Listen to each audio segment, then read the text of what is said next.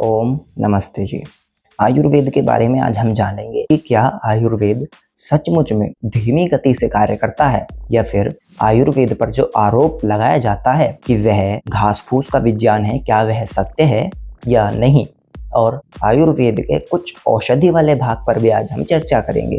प्राचीन भारत के लोगों के धन और वैभव की प्रशंसा और चर्चाएं तो सब करते हैं, हमने और आपने लोगों को चर्चाएं करते हुए देखा होगा, परंतु इसके साथ एक और बहुत बड़ा तथ्य है। वह क्या है? वह यह है, प्राचीन भारत के लोग जनसाधारण का धन और वैभव तो बहुत अच्छा होता ही था और साथ ही साथ धन और वैभव के साथ साथ उनका स्वास्थ्य और चरित्र भी बहुत अच्छा होता था। और इसका प्रमाण हमें मिलता है कैकेयी नरेश महाराज अश्वपति जी की सार्वजनिक घोषणा में। वह सार्वजनिक घोषणा करते हुए कहते हैं कि न मेरे राज्य में कोई कंजूस है, न मेरे राज्य में कोई चोर है, न मेरे राज्य में कोई शराब पीने वाला है, मदिरा पान करने वाला है, ना ही कोई मेरे राज्य में यज्ञ कर्मों से रहित है और ना ही मेरे राज्य में कोई अविद्वान यानी अनपढ़ है, अपितु मेरे राज्य में सब अच्छे लोग हैं। ना ही उनके राज्य में कोई व्यभिचारी है, तो व्यभिचारिणी का होना तो असंभव है। तो हम इस सार्वजनिक घोषणा से यह पाते हैं कि भारत के प्राचीन काल के जनसाधारण का धन और वैभव के साथ साथ मानसिक और शारीरिक स्वास्थ्य भी बहुत ही उन्नत था, बहुत ही अच्छा था। कारण क्या था? आयुर्वेद, भारत का आयुर्वेद। यह आयुर्वेद ही था जिसने डंके की चोट पर यह कहा कि मनुष्य के सभी रोगों का कारण, मूल, जड़ या फिर इंग्लिश में हम कहते हैं जिन्हें रूट्स, वह है उसकी प्रज्ञापराध। यानी जिस व्यक्ति का मन और बुद्धि विकृत हो जाए, उस व्यक्ति को या फिर उस व्यक्ति का चरित्र गिर जाए, उस व्यक्ति को प्रत्येक प्रकार के रोग घेर लेते हैं, वह व्यक्ति रोगी हो जाता है। तो चलिए अब हम आयुर्वेद के औषधि वाले भाग पर भी चर्चा कर लेते हैं और जानते हैं आयुर्वेद की औषधियों के बारे में। पर इससे पहले दो प्रश्न हैं। क्या सच में आयुर्वेद धीमी गति से कार्य करता है? नहीं। और यह जो आरोप लगाया जाता है आयुर्वेद पर, क्या यह घास फूस का विज्ञान है? तो चलिए इसकी भी हम समीक्षा आगे कर लेंगे वीडियो में।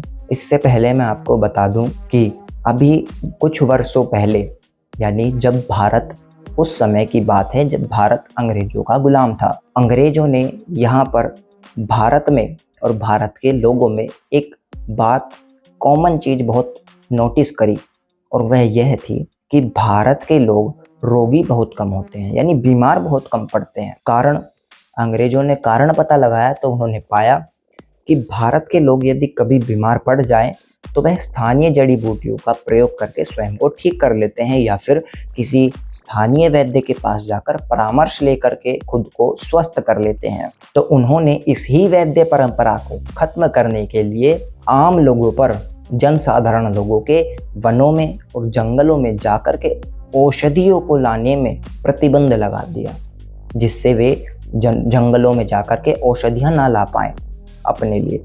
इस पर अंग्रेजों ने प्रतिबंध लगा दिया, बैन लगा दिया। और हुआ भी ठीक कुछ इसी प्रकार। लोगों ने प्रतिबंध लगने के बाद जंगल जाना बंद कर दिया और धीरे धीरे वैद्य परंपरा भारत में लुप्त सी होती चली गई। और इसी तरह भारत धीरे धीरे आज अंग्रेजी दवाइयों का गुलाम होता चला जा रहा है। यह बहुत दुख की बात है। तो चलिए अब जान लेते हैं आयुर्वेद की औषधियों के बारे में। कितने प्रकार की होती हैं आयुर्वेद में औषधि? मुख्यतः आयुर्वेद में दो प्रकार की औषधियाँ पाई जाती हैं, या इनका मैं कहूँ वर्णन मिलता है। पहली जो हमें पेड़ पौधों से या जंतुओं से प्राप्त होती है, और दूसरी है जो हमें खनिजों से प्राप्त होती है। यानी खनिजों से कैसे?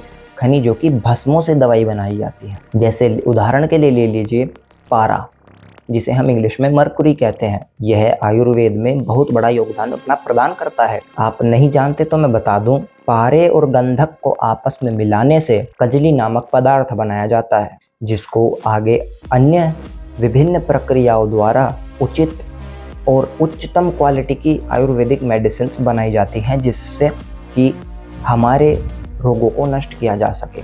और यह दवाइयाँ हमारे शरीर के लिए बहुत ही कारगर साबित होती है, बहुत ही अच्छी होती है।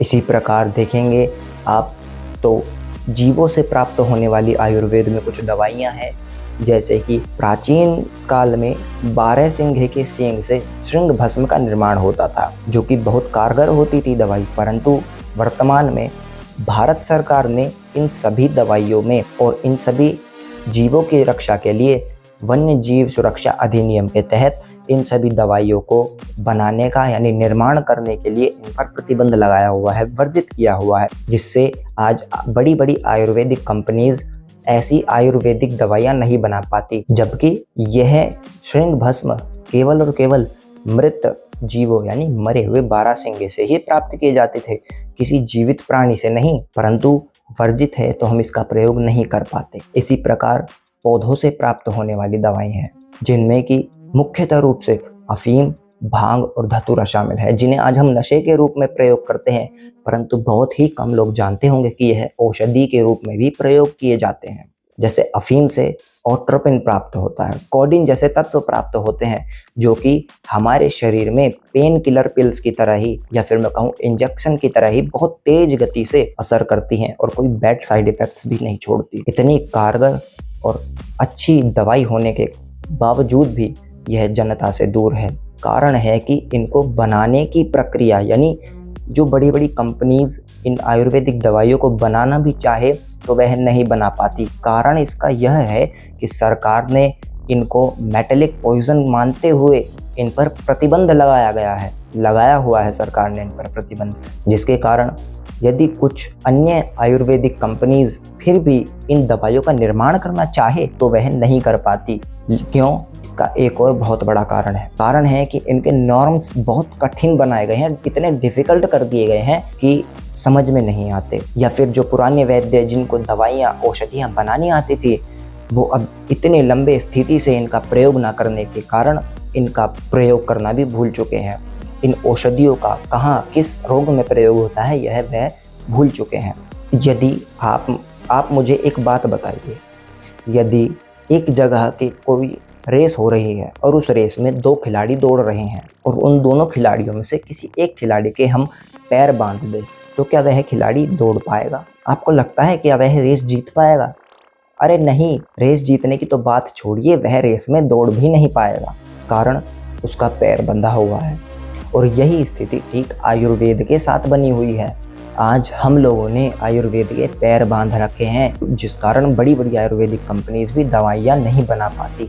एक और उदाहरण ले लीजिए आप, सोना, चांदी और हीरे जैसी कॉस्टली धातुओं से इनकी भस्मों से प्राप्त होने वाली दवाइयाँ जो बहुत कारगर है हमारे शरीर के रोगों के लिए, जो हमारे शरीर के रोगों से लड़ने के लिए बहुत कारगर और अच्छी हैं, परंतु महंगी होने के कारण आम जनता से दूर है। हम इनका प्रयोग भी नहीं कर पाते और कुछ लोग तो जानते ही नहीं है कि क्या इनसे दवाइयाँ बनाई जाती हैं। जी हाँ, बिल्कुल इनसे दवाइयाँ बनाई जाती हैं। और हाँ, आप मुझे कमेंट करके ज़रूर बताएं कि आपको पता था कि पेड़ पौधों से अफीम, भांग, धतूरा से या फिर सोने चांदी जैसी धातुओं से दवाइयाँ बनाई जाती है। यदि आपको पता था तो कमेंट में ज़रूर बताइए, और नहीं भी पता था तो भी कमेंट में ज़रूर बताइए। अब मेरा प्रश्न पुनः दोहराते हैं, क्या वह व्यक्ति दौड़ सकता है रेस में, जीत सकता है रेस में?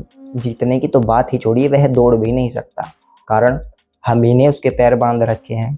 हम ही आज आयुर्वेदिक दवाइयों का, औषधियों का प्रयोग नहीं करते तो किस प्रकार आयुर्वेद आज अपने आप को इस रेस में टिका पाएगा? कोई भी छोटी से छोटी या बड़ी से बड़ी बीमारी हो जाए, हम सीधे इंग्लिश डॉक्टर के पास जाते हैं या फिर उन अंग्रेजी दवाइयों का इस्तेमाल करते हैं। आप एक बात बताइए, भारत में डॉक्टर्स कैसे आए? भारत वह देश है जिसमें वैद्य हुआ करते थे, जो आयुर्वेदिक औषधियों से लोगों के रोगों को ठीक किया करते थे। हम निर्लोभ भी हुआ करते थे। कारण है अंग्रेजों ने इस वैद्य परंपरा को खत्म करने के लिए ही अंग्रेजी डॉक्टर को यानी डिग्रीधारी डॉक्टरों को ही अपने बनाए हुए मेडिकल कॉलेजेस में मेडिकल प्रैक्टिस के लिए अनुमति दी, अन्यों को नहीं।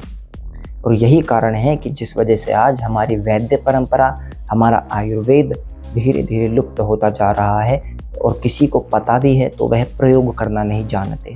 इसलिए आयुर्वेदिक दवाइयों का प्रयोग करना चाहिए। आयुर्वेदिक दवाई जड़ से हर रोग को नष्ट करने की क्षमता रखती है, जबकि अंग्रेजी दवाइयाँ सिर्फ उन रोगों को लड़ करके मारती है, उनको जड़ से नष्ट नहीं करती। इसलिए यदि हमें पूर्णतः स्वस्थ होना है, अपनी आयु पूर्ण करके इस संसार में जीना है और खुशहाल होकर के जीना है, ज़िंदगी को मज़े लेकर के जीना है, तो हमें अपना शरीर स्वस्थ रखना होगा।